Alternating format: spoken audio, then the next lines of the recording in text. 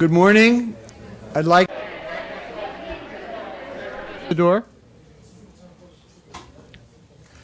Good morning. I'd like to welcome all of you to this very special occasion. I'm Michael Cohen, the Director of the Graduate Program in International Affairs and of the Observatory in Latin America. And it's my great honor to welcome President Rafael Correa from Ecuador to this event. We're very pleased and honored that he could come to the New School, a university that has great interest in Ecuador, the policies that he's pursuing, and the interest in development, in finding alternative models of development, alternative models of policy. And as we were just discussing before a few minutes ago, this is a university which has a long tradition of looking for alternative models in economic and social development. The Observatory in Latin America has had the honor over the last several years, since 2003, to receive a number of Latin American presidents, including the late President Nestor Kirchner, Cristina Fernandez de Kirchner, Tabaré Vázquez from Uruguay, and also Ollanta Humala from Peru. We've also had visitors from Alicia Bárcena and various other people here. This fits in within our program, which we call America Latina en Marcha, Latin America on the Move, a space in which we can hear new voices from the region, hear what people are thinking and what are their proposals for development and for the future. I'd like to acknowledge here the presence of a number of very important people. First, the Foreign Minister of Ecuador. We're very delighted you could be here, sir. And Francisco Carrion. Francisco Carrion, the permanent representative of Ecuador to the United Nations, without whom this event could not have been possible. We're very much grateful to your help in all of this. We're also pleased to have here representatives from the Consul of Venezuela, from Bolivia, from Argentina, and we're delighted that this could be a Latin American event in the sense of people from other countries interested in hearing President Correa. I'd just also like to acknowledge the support of many people in the university who've helped to put this event together. Margarita Gutman, Amanda Goodgall. Mandy, are you here in the back? Many of you have. And Pam Tillis, and many of the people from our AV department and others. We have such a demand, Señor Presidente, to hear your words, to hear your speech, that we have an overflow room in another building in the university where we have more than 100 people there looking and watching the show on live. We have also English and Spanish streaming going out through the internet. We've received requests from universities in the Northeast of the United States wanting to listen to the class. Your speech will be offered as a class as well at Smith College in Massachusetts. So we want to welcome the people at Smith College to this event. So there's a lot of demand, and we're really delighted that you could be here today. It's now my honor to introduce President David Van Zandt, the president of the New School.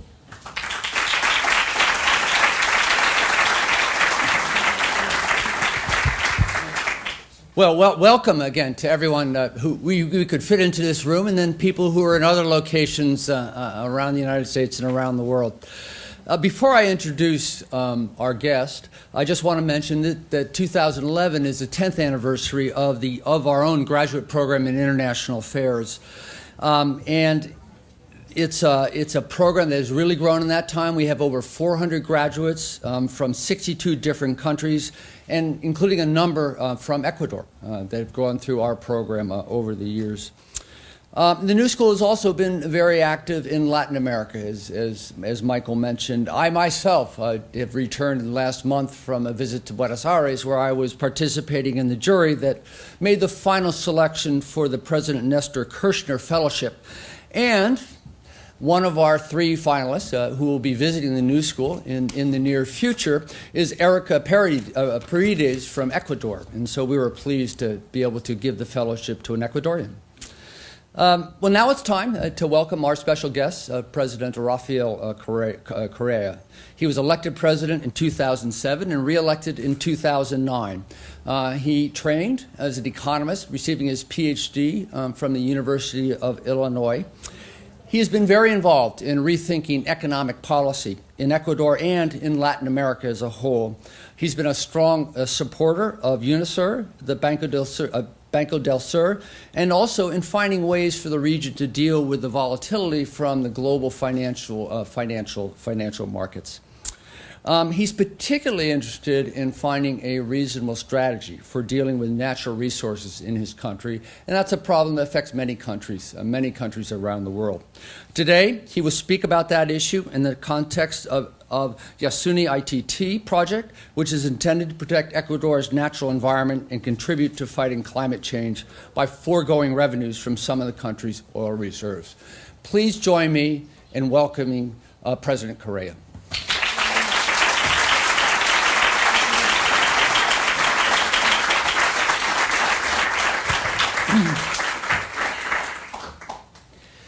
Bueno, queridos asistentes. Okay, they are guests, they are colleagues, they are friends, and those who are listening to me in some room via video in another building, and all those countries in Latin America that are following me over the internet. Well, hello, this is why I was asked to give this conference in Spanish, which would be easier for me, even though I'm so tired that I can barely even speak Spanish. But presidents that are not subject to the usual guidelines are accused always of this. The only human rights that I might actually have are the human rights for the poor interpreters, which and to whom I now apologize. I'm always their torture. I promise them that I will try to speak slowly, which to me is extremely hard to do. Nevertheless, I'm talking about an attempt against human rights. I'm told that the Council of Venezuela and the Council of Bolivia are here. And hello, where are you from? Oh, Venezuela. Is Venezuela here? Cuba. You know? You know. What's your name? Well, you know, I'm so important that now I'm a persona non grata in the U.S. I never thought I'd be that important. On behalf of the freedom of expression, they have forbidden me to give a talk in Union City, I believe. And what is the proof? The proof is that I'm shaking hands with President Chavez and President Castro. In any case, I'm not sure how to thank the mayor of Union City because I've had so much advertising for him. It's because of him that all my talks are full and people are following me on the internet, so thank you very much. And I hope he knows what Ecuador's capital is, because if we ask him, he probably doesn't even know that. Anyway, we know what we're fighting against. Anyway, let me tell you that at the end we'll try and have questions and answers. You know, before I got all involved in this big mess of being the president of the country, I was a teacher. I was a professor, and it is so nice to come back to academia because there is so much contradiction and such a change in way of life. In the academic world is a sin not to tell the truth. In the political world, it seems the opposite. So I always love being in any kind of university, especially the New School, which we admire so much, Mr. President. I usually feel like I'm at home, I'm sorry to say. So it would be a very free exchange if we have enough time for questions and answers. Unfortunately, I have other activities today, so I've been going like this for 15 days. But in any case, I hope we have enough of a chance for questions and answers. I'm not sure what we'll do about people that are in other buildings. So let me begin formally. I'd like to extend brotherly embrace on behalf of my people. We begin talking about the citizens, but at the end you extend their welcome to the presidents. But the presidents and all the government officials are only the first line of service towards our people. So we'd like to extend a warm welcome, a warm embrace to the students, to the authorities of the New School of Social Research, and embrace to the government team that's with us. We have the sports minister here with us, Peco Paco Ceballos. You know, he was the goalkeeper of the soccer game in Betitola, our immigration secretary, our Minister of Foreign Relations, Ricardo Patiño, is here with us. Our Minister of Heritage, Maria Fernanda Espinosa. Our Minister of Natural Non-Renewable Resources, Wilson Pasto. The representatives of the army, the head of the military, the ambassador to the UN, our Minister of Tourism, Freddy Elax, our National Secretary of Communications, and also people from the Amazons, that marvelous region of the planet, the reason we're here today.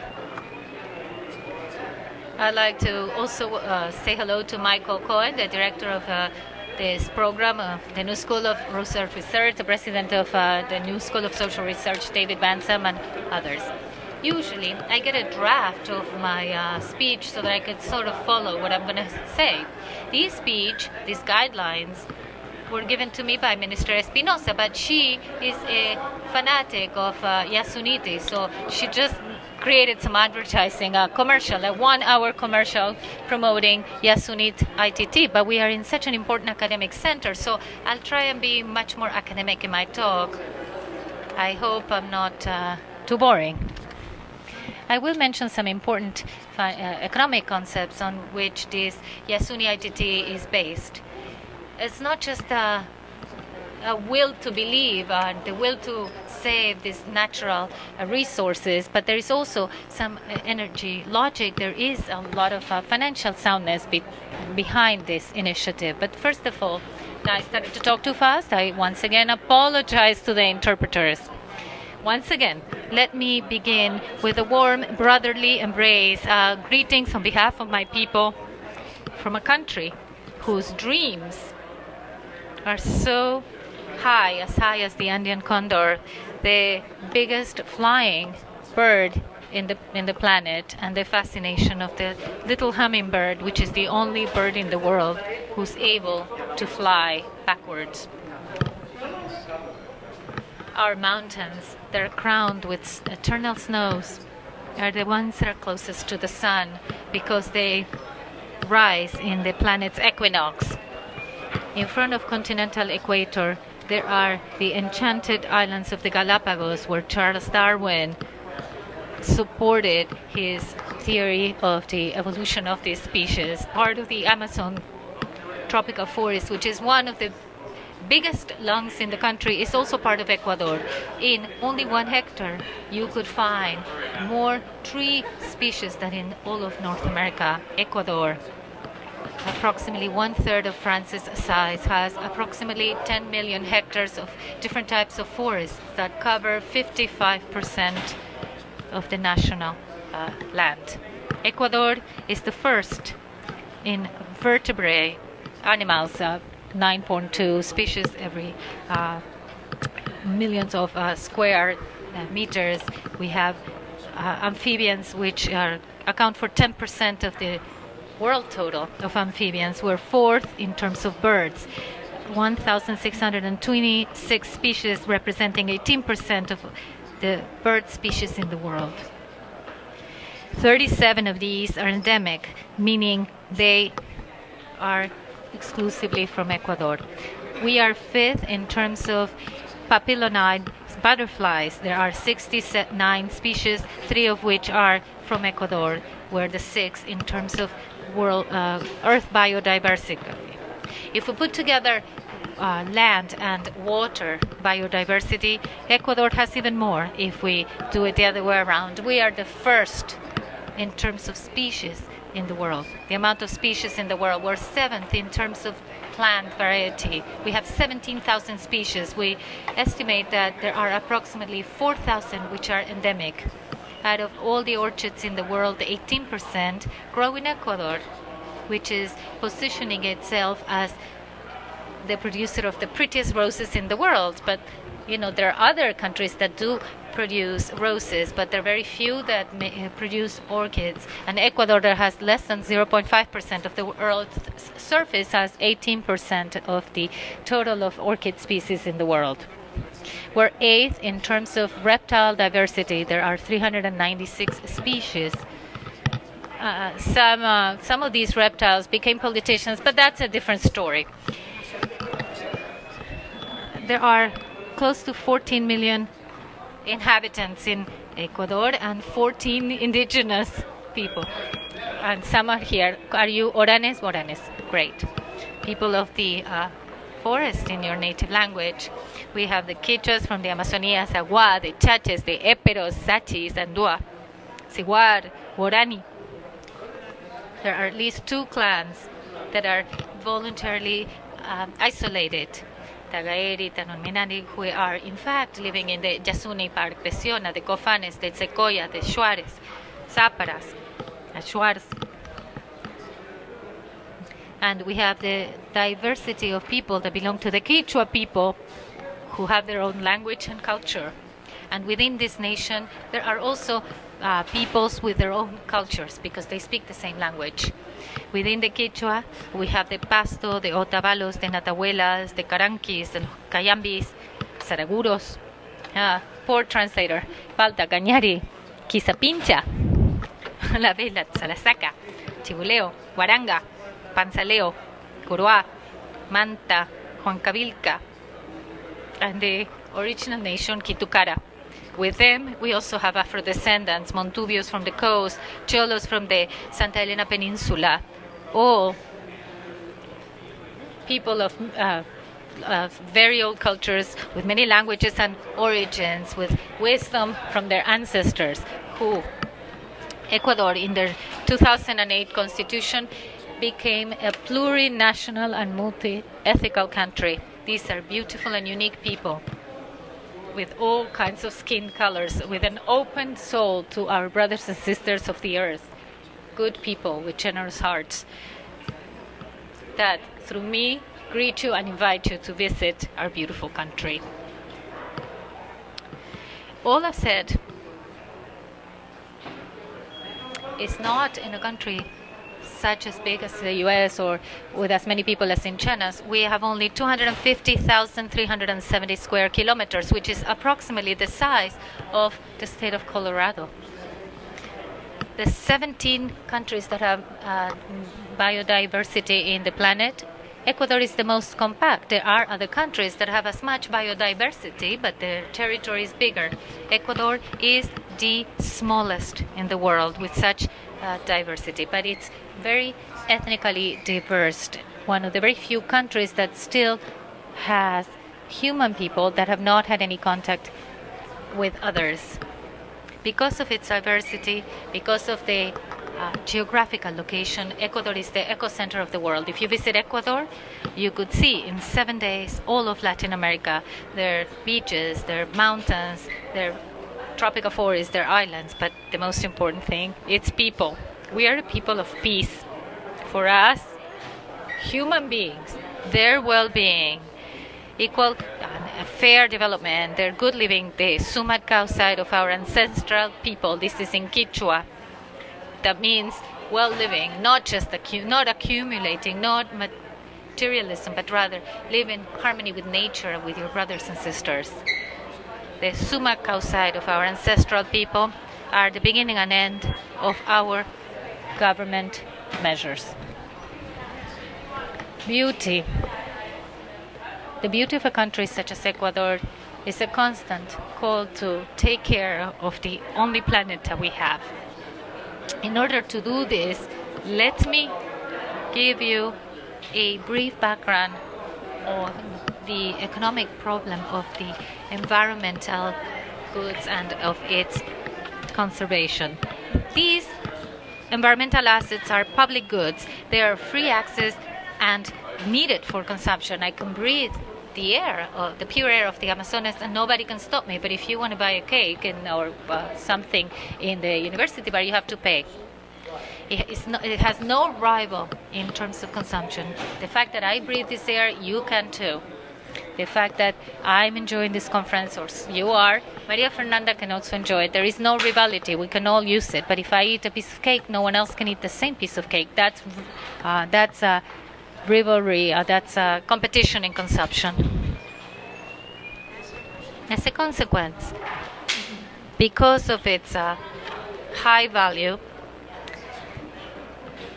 it may not have an explicit price. If we don't have a capacity to exclude, there is no monetary price. What is the price for the environment? We can put the price of a piece of cake. Anybody can pay for it. But if you have to have prices in order to have goods, you need the capacity of exclusion in terms of that asset. But the environmental assets don't have that capacity. They're public. They don't have a specific price, an explicit price. The market system, therefore, doesn't generate it nor preserve these assets. The generation and protection of public assets, of world public assets, need collective action. It's not the market exchange that's going to preserve the environment. We all have to agree on preserving the environment. That is what we call collective global action. It also requires a profound change in economic logic, where we can compensate the generation of value and not just the generation of goods. This means also, and this is very important, this is what we always talk in theory as economists, because we always say we're scientific. I'm an economist, but I'm also a nice guy, right? And I'm a good person. But in any case, we always forget this, economists do, because we want to turn economics in hard science. We forget to analyze the relationships of power, distribution, and politics. We believe we can actually analyze humans in a vacuum, but that's one of the biggest faults of economic analysis. So what I'm saying is that to compensate the generation of value implies that there is a political problem to redistribute the global income. If, for instance, I want to buy a tractor from the US, I must pay for it. I must compensate for the tractor. It has a price. If I want to use it, I must pay for that price. However, the environment that the Amazons generate is the lung of the country, without which human life on Earth would suffer and may, in fact, be extinguished. Countries of the Amazon basins do not receive a cent in exchange for that.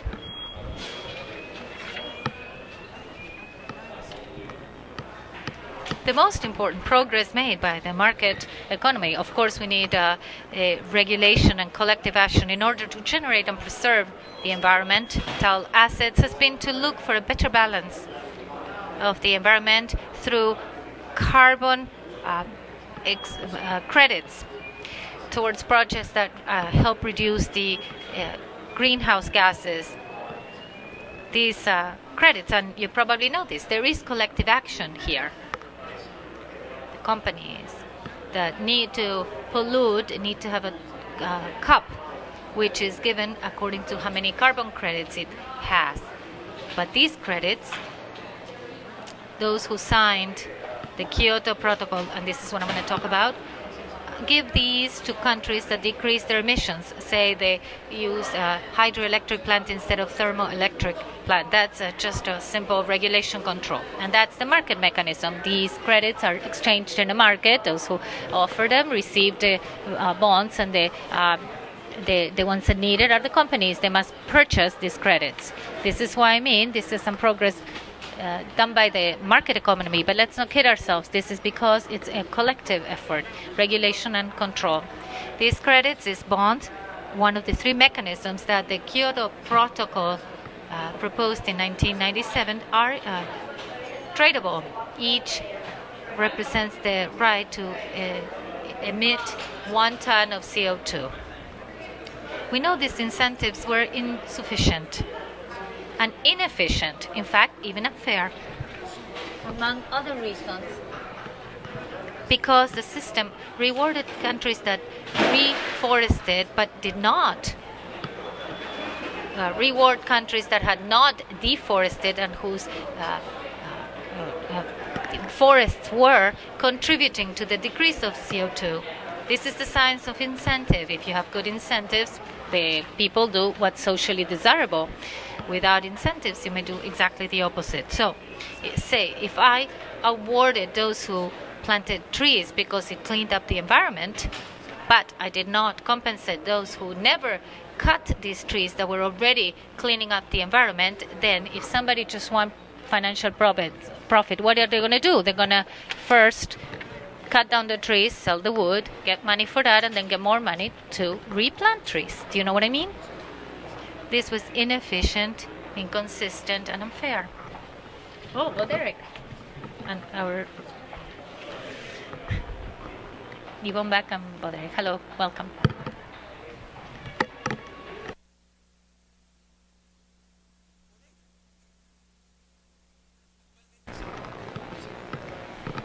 This is why currently we're discussing the possibility of paying developing countries for the value of carbon that's been saved in their forests to avoid deforestation and provide financial attractive to sustainable forest management in what is known as the REDD mechanism, reducing emissions from deforestation in developing countries.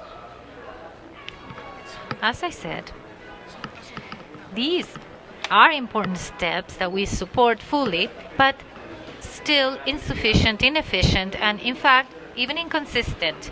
These are just patch-ups without the concept that really defines clearly what we need to compensate. We're just writing a shopping list. We do this, we buy that, but there is no concept that unites logically what we need to compensate. The fact of compensating for avoided deforestation and forestation, so the decrease of emissions, say by building a hydroelectric plant, should be incorporated in this global concept. This concept is the concept of net avoided emissions, ENE, N by their letters in Spanish. This is the concept that I presented in the climate change conference in Cancun in 2010.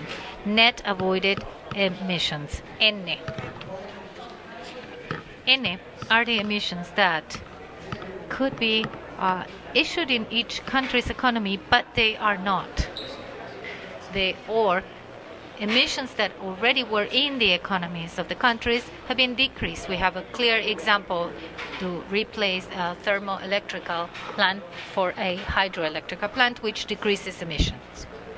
However, we must also compensate the fact that there are no emissions, as I'll show you later on in net terms. To clean up, to decrease, means not to pollute, not to issue, which is the concept of net avoided emissions. These concepts allows us to conciliate the Kyoto mechanism and the REDD mechanisms. However, N goes way beyond that.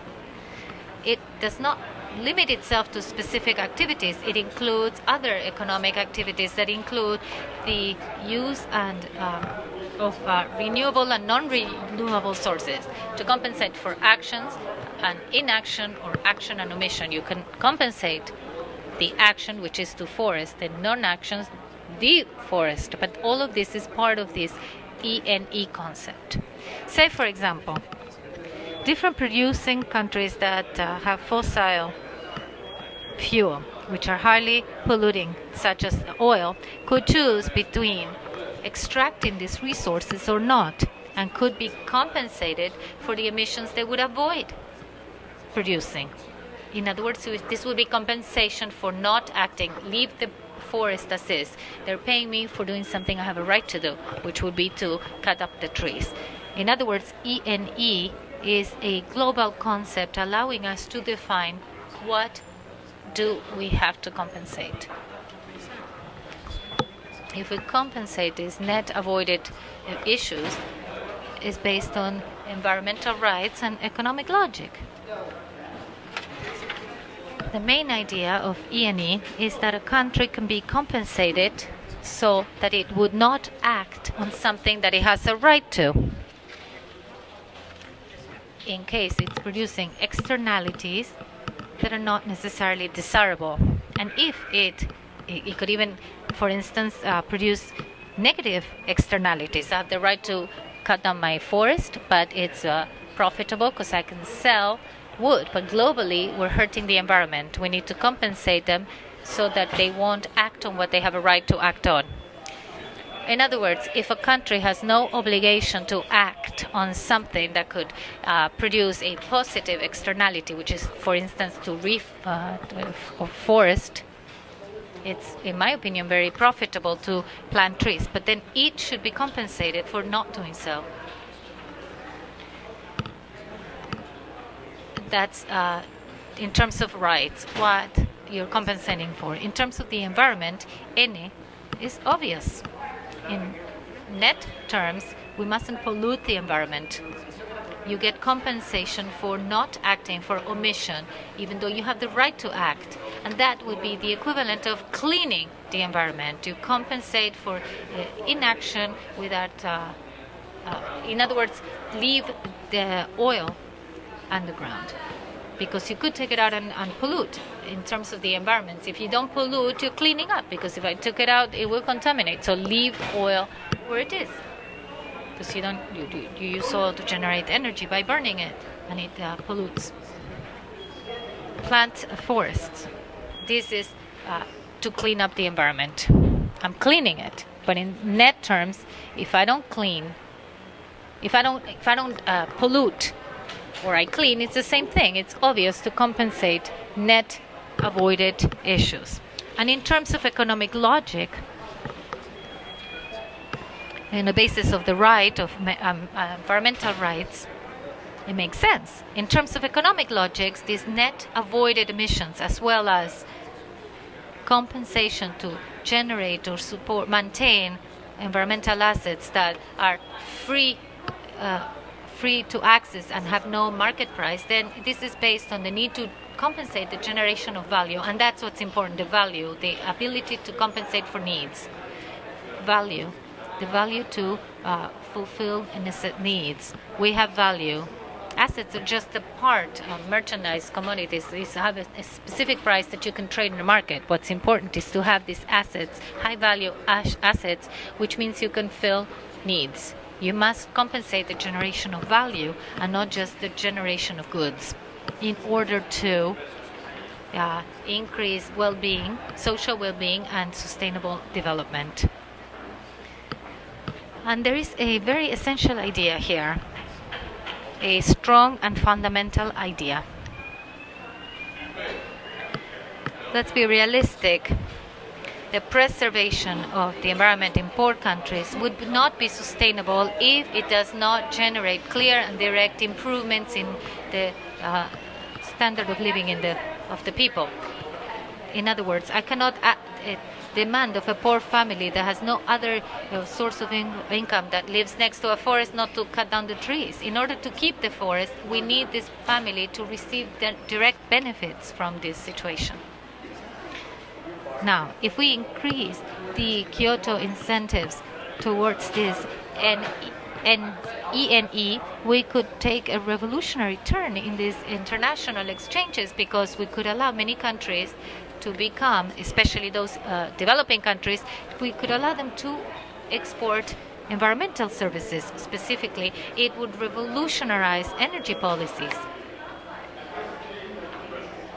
We have our Minister of Non-Renewable Natural Resources with us, who I think won over the ecologists. He was the first one to access the oil resources. I think he's going to be named Minister of the Environment. Anyway, first of all, this would revolutionize the energy policies. Those who produce fossil fuel, which is highly polluting, would have the freedom to choose extracting the resources or not, and they could be compensated for CO2 emissions that would be avoided.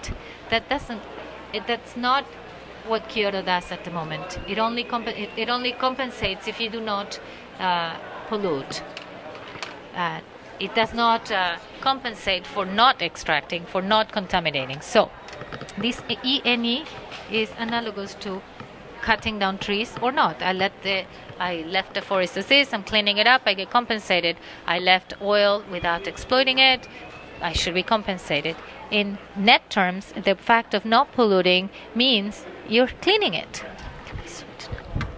Como se mencionó anteriormente, You mentioned before this type of initiatives had immense implications. That is to say, the poor countries would generate environmental assets, would eventually be properly compensated for the invaluable services that they're providing for the life of the entire planet, without needing to resort to cooperation, exchanges, or charity.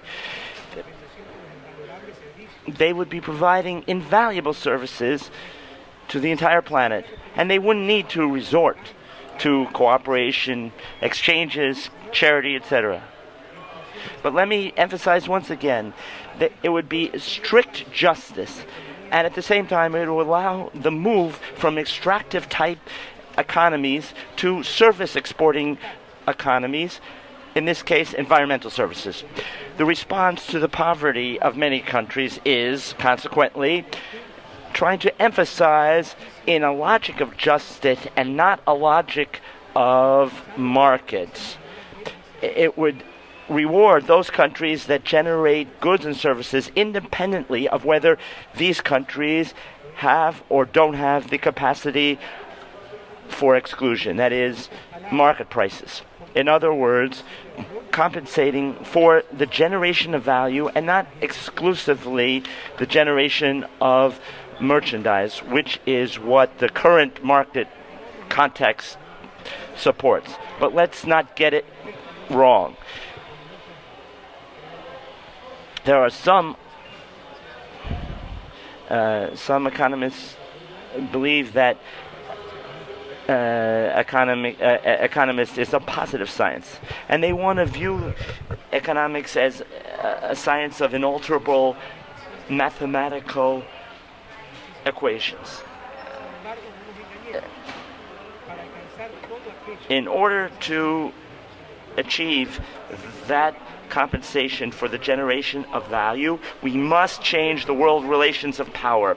Just imagine what the situation would be like if it were in reverse, and the generators of environmental goods were the rich NATO countries, and the poor countries were the contaminating, the polluting agents. Who can doubt that a long time ago, invoking international law, moral, and ethics, they would have forced us to pay them fair compensation, quote unquote. Unfortunately, as Thrasymachus said to Socrates more than 3,000 years ago, justice is simply what is in the interest of the strongest. 4 years ago, dear friends, in this very city, my government projected to the world the Yasoni ITT initiative as an innovative, avant-garde, revolutionary initiative, with the confirmation of 846 million of heavy crude in the ITT field, Ishpingo Tambo Chuka Tiputina. It's still the largest proved reserve in the world, found in the Yasuni National Park, one of the most important biodiversity reserves of the planet, which, if used, would generate 407 million tons of CO2. Ecuador presented to the world its decision to maintain on an indefinite basis that oil in the earth, but at the same time demanding the co-responsibility of the international community in the struggle against global warming. We didn't produce global warming. We want to combat it because it affects all of us, but we're not going to be simpletons. Here we need co-responsibility, not charity, in the struggle against global warming. That is to say, by demanding a compensation, above all, by those countries that have a historical responsibility for climate change, and generally by demanding contributions from the entire world, contributions and compensation that need to reach at least half the net present value of said reserves, or the market value of the net avoided emissions, 407 million tons of CO2, which would not be sent into the atmosphere. If this were represented in carbon credits, that would have a market value. Ecuador created a trust fund administered by the United Nations whose principle would serve for renewable energy projects with a set and safe return. The fund's returns would be used to preserve the natural areas that are protected in Ecuador, as well as for projects which mitigate and adapt to climatic change. We didn't produce climate change, but we suffer from it. And it is really expensive to prepare for the effects of such change, like floods and droughts. the Ecuadorian government will admit certificates of guarantee for the nominal value of these compensations. The real backing of the guarantees would be the investments carried out with the capital fund, and they could be called in at the time when Ecuador would fail to comply with the agreement or start extracting crude oil. But there's a more profound historical idea, which is that someday, and under the concept of net avoided emissions, these Yasuni certificates of guarantee would serve as carbon credits. And may God grant that they will one day be recognized by any international agreement, such as the Kyoto Protocol. Right now, they are not recognized, and they need bilateral political agreements to become effective, considering this initiative as a pilot project. That is to say, we would admit certificates. If we were Kyoto, we would give these as carbon credits. These mean the same. These are avoided emissions, but they are not recognized. Maybe, hopefully, someday Kyoto will be broadened, and with all, I have to say that the United States did not ratify Kyoto. Hopefully, these certificates will be recognized and can be traded on the market and be acquired by companies that need to fill their pollution quotas. So perhaps we might reach bilateral agreements with some countries to obtain greater contributions from the companies of those countries, and we can use those certificates in those countries as carbon credits. It's important to emphasize, it's extremely important, because we're very concerned with the dignity of our country. We must emphasize that the principal contributor is Ecuador itself, because what is economically in the best interest of the country is the exploitation of oil, whose current this is $14 billion worth, and we need those billions of dollars for the development of the country. So that is to say, we are renouncing a tremendous amount of money. It's the most profitable source of money for us. But what can we buy? How much food can we buy for our children? How many books can we buy for our students? How many highways can we purchase with that environmental sacrifice? But the other option would give us money. So we need those assets, highways and schools, for the development of the country. Furthermore, we are talking about the most mega-diverse region on the planet, the Yasuni Park, in the Amazon rainforest, a true marvel. This initiative is a clear commitment on behalf of one country to confront climate change and global warming, where I must emphasize most of the sacrifice falls on the shoulders of the Ecuadorian people. You could view this as charity. We are good-hearted. We're going to give a charitable contribution, and that way I won't have to pay taxes. We are not requesting charity. This is a commitment everywhere where the main contributor is Ecuador. And as the ex-president of the General Assembly of the United Nations and a dear friend of mine, Father Miguel Liscoto, the Yasuni ITT initiative is the most concrete proposal which has been presented in the history of humanity to combat global warming. It means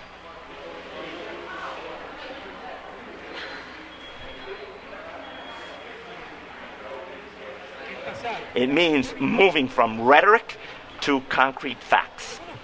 Some may think that if we don't exploit the Yasuni oil, it might be exploited elsewhere, and the situation won't change too much.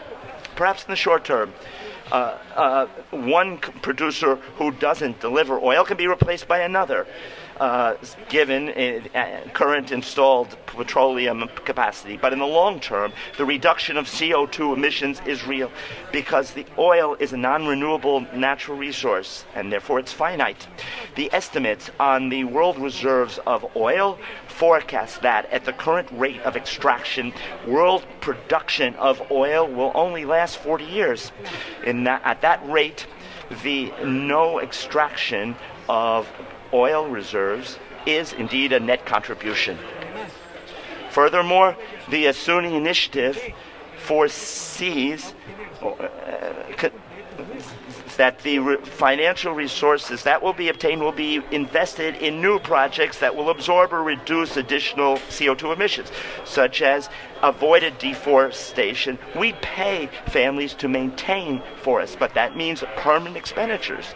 It's a substantial fiscal sacrifice, and the opposition criticizes us, but it's an efficient way of getting the families to take care of the forest. I must emphasize that if that unemployed family doesn't receive a direct benefit of maintaining the forest, nothing will stop them from cutting the forest down. Programs of avoided deforestation, reforestation, and the development of clean sources of energy. The potential for joint reduction potential reaches an estimated value of at least 820 million of tons of reduced CO2. We're changing our electric generation in our country. That means changing our a highly polluting source of energy for a much cleaner, renewable source of energy. There are 820 million tons of CO2 that can be avoided through the financing of this project, and then there are 407 million which will stem from the non-extraction of petroleum. So we would indeed be avoiding more than 1,200 tons of CO2 emissions. The specific projects in which Ecuador will invest resources from the ITT fund are the following. All of this has been defined and signed off on. Protection and the efficient administration of 45 protected areas. And we really appreciate Costa Rica. Costa Rica normally has been positioned as the country of the environment because 26% of its territory is protected areas. Well, it turns out that Ecuador has about the same proportion, but it's 5 times larger. So Costa Rica has about 5,000 hectares. I don't know exactly how many, but if someone could check out the statistic on that. 50,000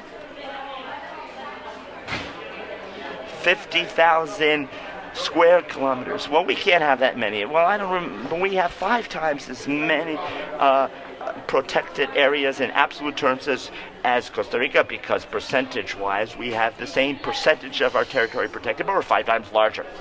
So, to me, it would be, I could continue signing decrees setting up protected areas, but if I don't have any forest rangers, if I don't have resources to protect those protected areas, it's all a sham. So protection and efficient administration of 45 protected areas and those that may be created in the future. Reforestation of 1 million hectares. We really have an ambitious program for reforestation. C, a change in the energy supply of Ecuador to clean energy systems. It's a disaster what the neoliberal governments of the past left us as an heritage. Ecuador has tremendous water wealth, but only 40% of our energy comes from water resources, and more than 50% comes from thermal energy, and it's highly polluting. We have an aggressive, accelerated project of changing thermal energy to hydroelectric energy. D, moving the country, improving the country's energy efficiency, better heat and cold conservation. E, financing of the production, education, and training of the rural communities in the areas of influence of the projects, so that they can improve their living standard through agriculture, ecotourism, and other forms of sustainable production. F, investment in science and technology to take efficient and sustainable advantage of our biodiversity. The amount of knowledge that exists about our biodiversity, we have a tremendous unexplored wealth. There's still, we only know a small part of the plants that have been studied for their medical value. So, Yasoni is the largest natural laboratory in the world, the richest natural laboratory in the world, and what can be discovered is practically infinite. The natural park of Yasoni has been considered one of the places of the greatest biodiversity in the planet. It was created in 1979 and was declared a World Biosphere Reserve by the UNESCO in 1989. It covers 982,000 hectares in the upper Napo Basin in western Amazonas. Its strategic location near the equator and the Andes mountain chain provides it unique climate conditions in the Amazon with a relatively uniform and elevated temperature and humidity. Scientists agree that the unique value of the park, because of its extraordinary biodiversity, its good state of preservation, and its cultural heritage, with 2,274 species of shrubs and trees, the park lodges in 1 hectare alone 655 species, more than the total of native species of trees of the United States and Canada put together. The Yasoni brings together the greatest densities of species in amphibians, mammals, birds, and plants in the Amazon. The unique values of the park can be explained for various reasons. Stability of its climate, high levels of precipitation, and high and regular temperature during the various seasons. The diversity of its earth leads to different ecosystems in dry and lands and floodlands.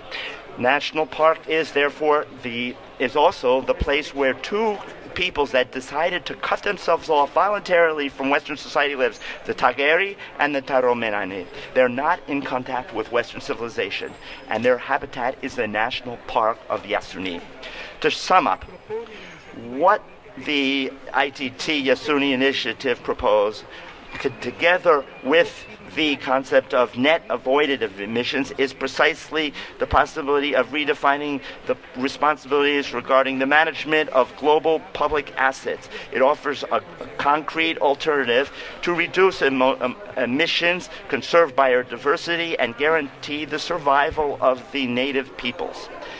Nevertheless, in spite of all these beautiful things I just mentioned regarding this initiative, in spite of all the congratulations, if we got $1 for each congratulation, we've already reached our goal. The global responsibility to our call has been poor. Without considering the exchange of debt with Italy, we would have gotten there without Yasuni, because we do that every so often. Without considering this exchange of debt, $49 million, what currently exists in the fund doesn't even reach 5% of what we planned on collecting by December of 2011. I can't sacrifice the Ecuadorian people. We have $14 billion lying in the ground in present value. That's more than twice the total program of investments of the entire Ecuadorian government. And let me tell you, we need that investment. So, although we can have explanations for this poor global response, such as the world financial crisis and particularly the European financial crisis, or the scarce incentives to mitigate climate change as a result of the failure of international negotiations, today, with more experience, with some distance covered, it is undoubted. It can't be questioned that the initiative is undeniable, it's praiseworthy, and cannot be declared in the face of the ecological and climate crisis of the planet. But the poor international response is simply the reflection of the meager commitment to combat on the global scale climate change. Those countries that have the greatest degree of responsibility for climate change are now those that are blocking reaching a global agreement to avoid the emission of greenhouse gases. There are even countries that oppose a second period of commitments within the Kyoto Protocol. Commitments which in and of themselves were insufficient. And they don't even plan to fill those minimum objectives. the commitment and active participation of the citizens of the world, of you young people, of academicians, of activists, of philanthropists, and the private sector is fundamental for us to demonstrate that there is another way to live right. We've moved from living in a world of proletarians to a world of squatters, a world of unemployed, a world of climate refugees. We are living the area of the indignant, the indignados.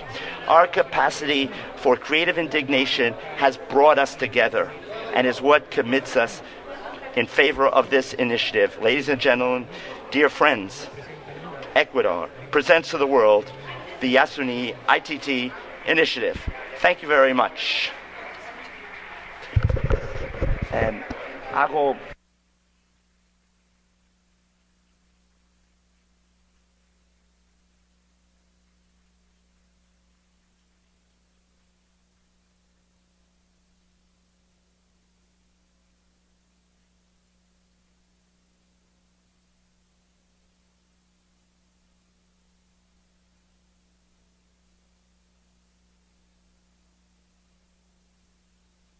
por The problem is the quantity of questions, because for me it's no problem to answer directly the questions. Okay. But how to select them? That's the question. Yeah. You have some questions? Joaquin?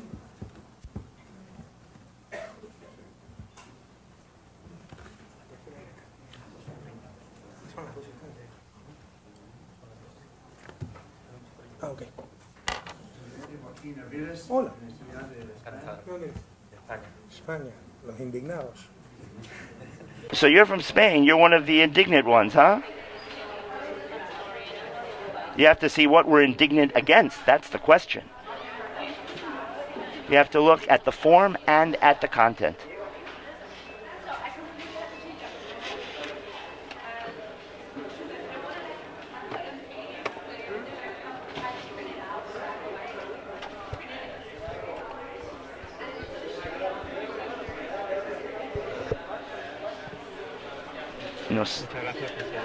Thank you very much, President. We're now going to open the floor to some of the questions. I'm going to read some of the questions, and you'll answer what you can. You said that in case you didn't receive international financial support, you would have to extract petroleum. If that's the case, what do you think would be the consequences for the indigenous communities, bearing in mind and the implications for your presidency, considering the basis for the native and environmental movements? There are many movements that support the government, of course. You know, human beings can be an obstacle for nature, but we can't be so fundamentalist. But there's a second plan B, which the Timi mine is 10% out of the park, so we could extract oil from there. Remember, there were 3 fields, Timi, Tambocho, and Spingo. Tambococho is 10 kilometers inside the park. We are carrying out studies for horizontal drilling, and I have to be responsible with my people, and Spingo is in the heart of Yasuni. We would not touch that because it's in the middle of the national park. So, why didn't they do this from the beginning? Because remember, it's not just conserving the park. I must emphasize the idea of net avoided emissions, in spite of the fact that in this way, the extraction of a large percentage of the oil, but Spingo is the largest part, but it's in the heart of the reserve, the nature reserve.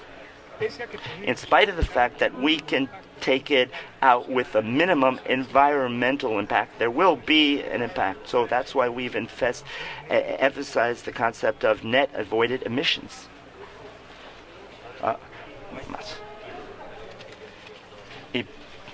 Of social and economic support and the urgency need of major infrastructure, transportation and refinery process equipment and machinery.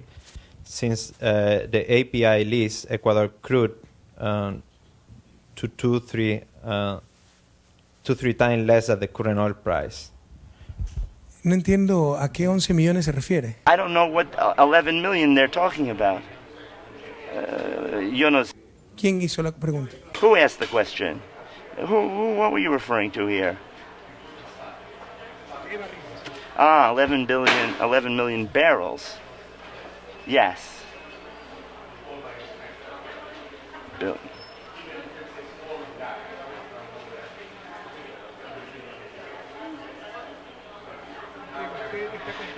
You're just considering the total revenue and you have to deduct the extraction costs. No, that is calculated. We have about 14 billion. The initial proposal was when the oil price was a lot lower. We did this in 2007. The oil price was half now. Ecuador is now losing a lot more. That's why I emphasized.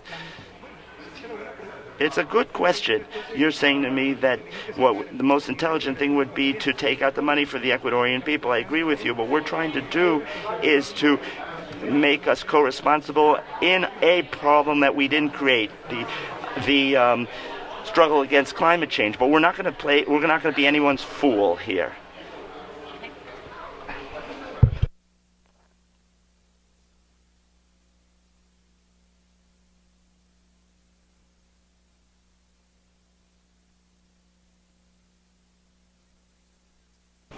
That's a total contradiction because the beginning of the plan was, gentlemen, we will leave oil underground. Oil we have a right to exploit, but you have to take responsibility, joint responsibility for at least half the value of it.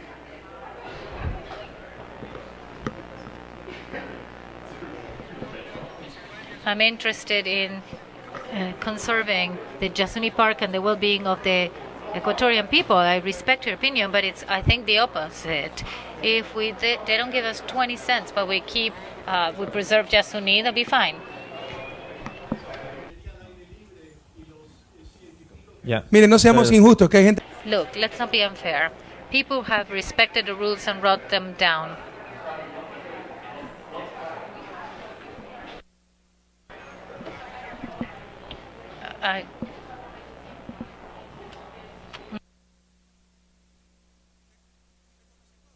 Have you been to Ecuador? Who told you that? Did you read this in the papers?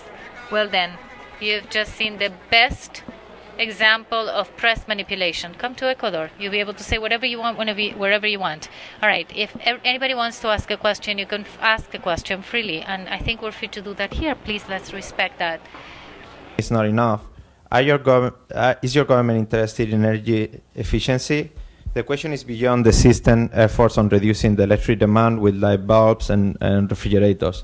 Why not to create an actual financial structure to make the energy savings, electrical and fuel, negotiable products to finance energy efficiency projects in the market? Bueno, estamos haciendo cosas similares. We're doing similar things. For the first time in the country, we are discussing energy efficiency. We're talking about the diversification of the energy matrix. We basically do not have incandescent light bulbs, which consume a lot of energy. We have saving light bulbs, energy saving bulbs. So we've put a stop, and it is now banned to purchase other kind of light bulbs. We have another program that's interesting. It's called Renovadora. It's to change a refrigerator or your appliances. The state will pay an X amount of money for you to discard your electrical appliances that are old and that consume too much energy. We do this with cars as well, by the way. We destroy it, and we destroy this and recycle in an efficient plant. One other question: what's Ecuador's guarantee so that this treaty will be kept and you'll have laws? Yes, if this initiative works, we will legislate it. Do remember, these certificates are binding. If the Ecuador does not fulfill its obligations, we could be sued, and we have to take on our responsibility. Next question. Say Yasonì is successful and taking into account the oil crisis that we expect, what kind of protection will you have in order to protect the biodiversity from other governments that may try to destabilize the country? Well, now you've mixed up environment and political destabilization. I believe the biggest guarantee against any foreign intervention is that after 4.5 years and 8 consecutive elections for from a government that doesn't respect freedom of expression, according to some, I think the best example is my government has 70% support. I think that's the best guarantee against any foreign intervention. In terms of other policies to save the environment, it's not just us, it's not just me. We have a working team. We have so many people working on this. There are very few governments in the history of humanity, perhaps, that have made so much progress in terms of the environment. We have the greenest constitution in the country, in the planet, the first in history. Afterwards was the Bolivian, for example, which gave rights to the Pachamama, the Mother Earth. People used to make fun of us, but 1 century ago, corporations got rights. Businesses, profitable businesses had rights. Now the earth has rights, and anybody could sue.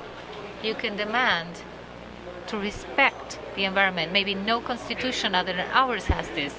We're working on regulations to preserve our genetic resources so that foreign agents cannot come in and remove our ancestral features, like the ayahuasca, which was always known by our people. It was taken out of the country and it's patented in the US. We discovered it, we've always used it, and now we need to pay royalties. So we want to avoid piracy of biodiversity and genetic piracy. We now have a strong law and in agreement with the Constitution to preserve the environment. Beyond Yasuni's initiative, we have other projects and policies in course. Another question about the press a little bit and the relationship between the press and your government. What role do you see for the media in this initiative? Well, you can't ask for favors from the press. It needs to provide information, but maybe it's too much to ask from some press agencies in Ecuador. This afternoon I will discuss that elsewhere, but the press is very capitalistic. I guess it's a basic problem, either here, everywhere. Private businesses, profitable businesses who are providing a asset for everyone. Usually it's not done by people, but it's done by private corporations. In order to avoid this conflict of interest or interest between profit and what I need to inform people of, we need better professional ethics. There's probably people like that here, but not in Latin America. For example, when we came to power, out of the 7 national TV channels, 5 belong to bankers. So you can imagine if they wanted regulation, if we wanted to regulate banking, they had a media campaign for 2 months setting us to be completely incompetent, for example. And in terms of the media tradition here in this country, and I've lived here in the US, I know this, it may have its excesses, but it has nothing to do with Latin America press. It's really, it can hide. Here, it would be it would be unheard of hiding information, but over there, the press believes they can decide because of created interest what they must report or not. We've been in sometimes there's even lies told on behalf of business interests. I sued the biggest newspaper for an outrage lie. Last year they said there was an attempt to coup d'etat in Ecuador. I almost died. The newspaper said I was a criminal and I was committing crimes against humanity because I ordered people to shoot, and they couldn't prove it. I said, we'll stop this trial, we'll stop the lawsuit, but this is injury, this is defamation. You know, everybody can have, most countries, most Latin American countries, you go to jail for defamation. I've won twice already. I've told them from the beginning, I'll stop everything if you could recognize your own lie. Admit to it and apologize, but not to me, to the Ecuadorian people, because you've lied. But they're so arrogant, they're beyond good and evil, so I need to give up my right to sue them because they are the media, so everybody has to just take it? No. It's very hard to struggle against this abuse and excess made by the media. So get some more information. The media in Latin America has nothing to do with the media tradition in the U.S., which is much more ethics, serious, and professional. In fact, here, they're big corporations. But national media over there in Latin America belong to half a dozen families that they handle it as if it was a feud, as if it was a feud. So they do their own interests. And they themselves call themselves against the power. I don't know what they mean. How could you have power without democracy? The only legitimacy you can claim to power is you had money to purchase the newspaper. But if it's against the government, it's better politicians, so they're the opposition. What are they? The problem is that they are opposition, yes, for certain against certain governments, because otherwise you can just go see what happened in Chile.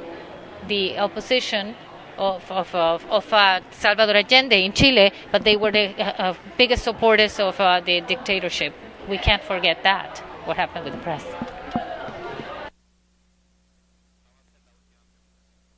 Last question, Mr. President. I know you need to go and you have other things to do. So, listen, Voltaire said, could you please inform yourself so you won't sound bad, or you won't say dumb things. Please just go read it, so you won't look bad. If somebody's talking about sabotage, terrorism, please don't interrupt me. Please don't be so spoiled. Listen. And then within that big article, you say that it's a crime to block roads and burn tires. In the U.S., it is a crime to do that, but in my country, they said this is sabotage and terrorism. If they accuse somebody for blocking a road, what does the press publish? They accuse someone of sabotage and terrorism. No, they're being accused of a crime that's part of the code. And in the new penal code, so that media can't manipulate, we're changing sections. But the objective fact is that in Ecuador, Colombia, or even the U.S., if you block roads, if you kidnap policemen, if you burn ambulances, it is a crime. Whatever you call it, whatever, if it's under the code sabotage and terrorism or not, doesn't mean it's not a crime. So, truth be told, it must be told fully. Otherwise, you're lying.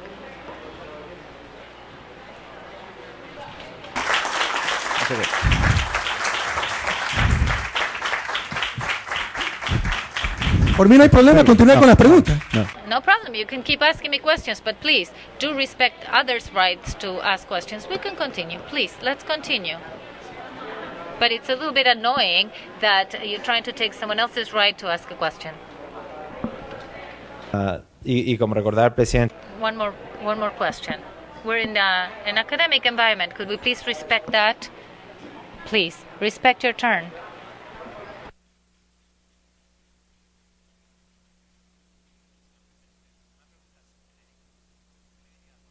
Okay, what would you tell all university students, all Latin American, and especially Ecuadorians, but Latin Americans and all the university students, what would you tell them? What would you tell them if they want to support your values, defend this kind of projects? What would you tell them? What should they do?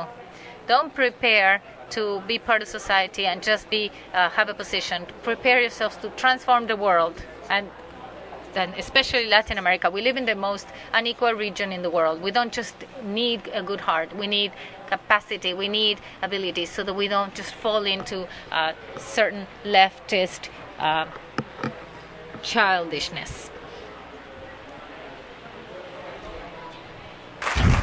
I think that's an excellent way to sum up this morning's wonderful presentation and this event. It's a great honor for our university to have President Correa here.